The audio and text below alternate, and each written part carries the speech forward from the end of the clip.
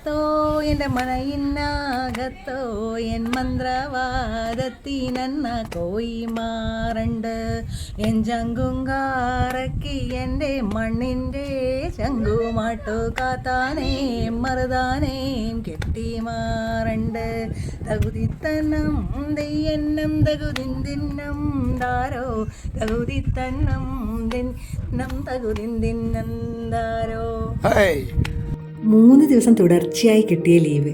BC ലൈഫിൽ ഇടയ്ക്കിടെ ഒരു പോസ് കൊടുത്തില്ലെങ്കിൽ ആകെ ഒരു വീർപ്പ് മുട്ടല. ഇത്തവണ മറ്റൊന്നും ചിന്തിക്കേണ്ടി വന്നില്ല വയനാട് സെലക്ട് ചെയ്യാൻ.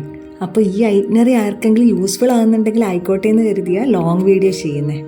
അപ്പോൾ തുടങ്ങാം. നമ്മൾ വെളുപ്പിന് ഒരു 4-4:30 ആകുമ്പോഴത്തേക്കും നീലേശ്വരത്ത് നിന്ന് സ്റ്റാർട്ട് ചെയ്തു.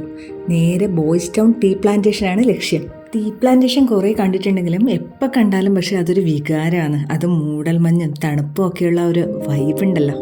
പക്ഷെ അധികമൊന്നും സന്തോഷിക്കേണ്ടി വന്നില്ല. 1 മണിക്കൂർ കഴിഞ്ഞപ്പോൾ മോന് അത്ര വരെയില്ലാത്തൊരു ചുമയും പനിയും ജലദോഷവും ഇട്ട് പോകുമെന്ന് കരുതി. പക്ഷെ മെഡിസിനൊക്കെ കൊടുത്തപ്പം ആളോക്കെയായി. അതിൻ്റെ തൊട്ടടുത്തായി നിറയെ കാപ്പിത്തോട്ടങ്ങളും ഉണ്ടായിരുന്നു. നിറയെ കാപ്പിക്കുരുക്കളുള്ള കാപ്പിത്തോട്ടങ്ങൾ മുന്നേ കണ്ടിട്ടുണ്ടെങ്കിലും നിറയെ പൂത്തുലഞ്ഞ് നിൽക്കുന്ന കാപ്പിത്തോട്ടം കാണുന്ന ആദ്യമായിട്ടാണ്.